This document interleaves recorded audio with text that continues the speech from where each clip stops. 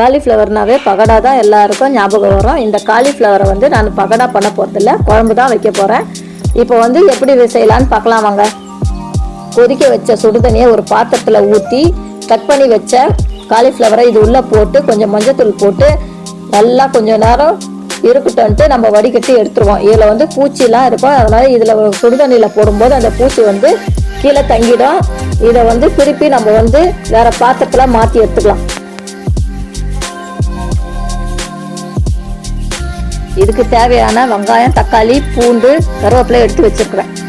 Stove on பண்ணி கடாயை வச்சு எண்ணெய் 1.5 கரண்டி எண்ணெயை ஊற்றி நல்லா காஞ்ச உடனே அதுக்கப்புறம் வந்து கடுகை போட்டு கடுகு நல்லா பொரிஞ்சு வந்தவுடனே கொஞ்சம் சோம்பு போட்டு சோம்பு பொரிஞ்சு வந்தவுடனே பூண்டை போட்டு பூண்டும் நல்லா செவந்து வந்த உடனே அரிஞ்சு வச்ச வெங்காயத்தையும் நல்லா போட்டு நல்லா வதக்கி விட்டு கருவேப்பிலையும் போட்டு நல்லா வதக்கி விட்டு நல்லா வெங்காயம் கண்ணாடி பதம் வர வரையும் வதக்கி விட்டு பொடியாக அரிஞ்சு வச்ச தக்காளியும் இதோட சேர்த்து நல்லா வதக்கி விட்டு நல்லா வதங்கி வந்த உடனே நம்ம சுடுதண்ணியில் போட்டு எடுத்து வச்ச காலிஃப்ளவரையும் இதோட சேர்த்து நல்லா வதக்கி விட்டு கொஞ்சம் தேவைக்கேற்ப அரை ஸ்பூன் மஞ்சத்தூள், 2.5 ஸ்பூன் மிளகாத்தூளை போட்டு நம்ம வந்து தேவைக்கேற்ப உப்பை சேர்த்து கொஞ்சம் தண்ணியை விட்டு நல்லா கலரி விட்டு இப்போ தட்டு போட்டு மூடி ஒரு 5 நிமிஷம் குழம்பு கொதிக்கிட்டு வந்துட்டு நம்ம வந்து இறக்கிடலாம். சூடான சுவையான காலிஃப்ளவர் குழம்பு ரெடி.